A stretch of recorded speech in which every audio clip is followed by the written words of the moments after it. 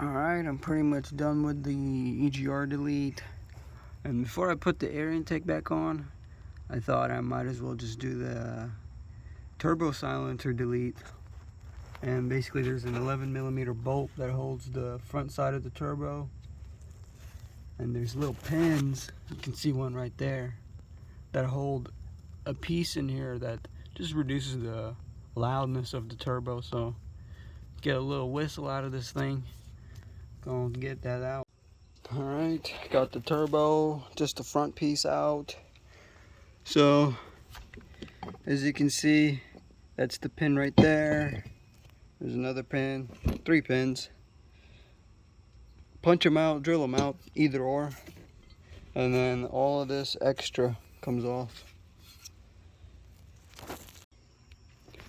Alright, pretty much used the pick like a chiseling, punch set with a mallet or ball peen hammer. Drilled out the pins. Boom. So basically you'll be gaining maybe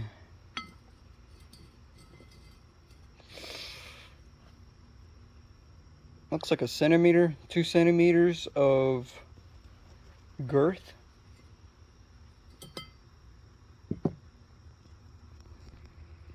Hopefully we'll get this turbo whistling. I gotta get all these metal shavings out of here and clean that up. Okay, so after taking the front side of the turbo and drilling the taps out, then punching the restrictor out, or baffle, whatever it is. Oh my goodness, did I have a hard time putting it back on. Because remember how well, you didn't see it, but I pried it off. So I was like, fuck, I'm gonna have to like pry it in. And I was really trying. Ended up fucking bending my oil filter. I might just have to change that. My goodness. And thank fucking God a brain cell decided to work. Because I was fucking using wrenches as pry bars. I was using pry bars. I was using a mallet. Like, oh Lord, was I struggling. So my fucking brain cells decided to start working. And I remember that metal expands when heated. So I was like, well shit, I got a 1,100 degree heat gun. Fuck it, let's try it. I Google it. For every degree of aluminum expands 0.0 something micrometers. So I was like, fuck it. I mean, it's 1,000 degrees and it must have expanded a good bit. So I'm heating it up probably to 300 degrees at most. Because you know how aluminum's real good at absorbing heat and it like distributes it real well. So basically, instead of just the area I need heating up, the whole fucking thing is heating up. So the whole thing's 300 degrees. I end up using I don't know if they're here, my welding gloves to hold it. Quickly run over here, make sure that that clamp is in position, not going to be in the way, and there you go. It just slides in with no problem. I make sure that the clamp is aligned good, strap it up, tighten it up, then tighten that one up. About to put the cold air intake, and I'm gonna be done. Oh Lord, it's what time is it? 3 o'clock in the morning. The things I do, man. Oh, I even got a jack trying to push that thing into place. That's how that fucking, yeah. Anyways, not the brightest ideas. Anyways, probably gonna just change that oil filter out with a Cat or a Baldwin, either or. Well, I'm just gonna put everything back together and I'll let y'all know what it sounds like. Alright, so last night I ended up putting the turbo back on wrong. There's a little like, I don't know what to call it. I wouldn't say divot. There's like a little rod like, it's tiny, maybe 2 millimeters.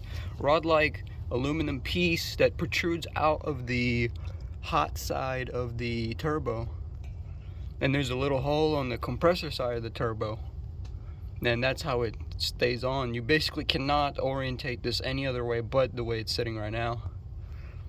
And basically I was driving around and I had no boost. I was like, what the fuck is going on? Take it off and the turbine ain't spinning. And I took off the compressor side, and might as well, if I have it out, fucking paint that bitch with high heat, you know, the Reinstalling high heat paint. And that's how it turned out. I think it looks pretty good with gloss. It's already dried. And yeah, put it back on, make sure that the divot's in its spot, and about to put it all back together. Gotta make sure. Okay, everything is set up back the way it was before. Oh my goodness, I've seen some people say that they took off the turbo silencer and it didn't do shit. I don't know if it's because I have an aftermarket cold air intake system, but okay, so I lost the high pitch whistle. I no longer get that. You know what the fuck I'm talking about. But now I got, when you're giving it the juice, it's screaming. It's like going, like, it's totally different sound. It's no longer high pitched. It's way different. Exhaust brake, I don't know, placebo. It kind of sounds louder. Could be placebo. I don't know. But yeah, the exhaust note also sounds different.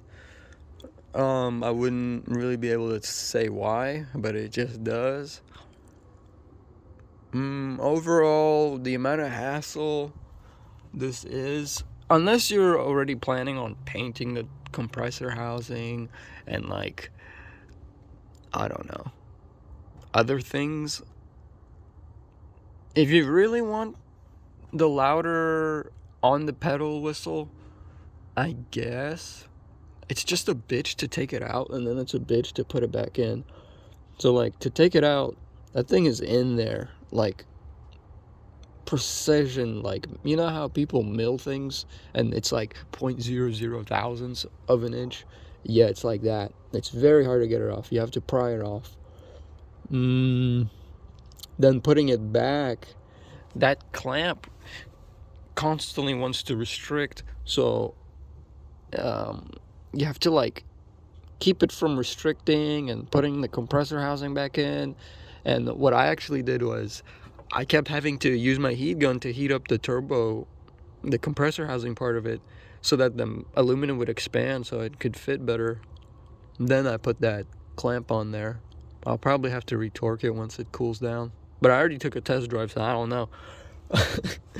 And ended up forgetting to plug all this shit in and got 4 codes out of it, and they're all related to this component, so that's okay.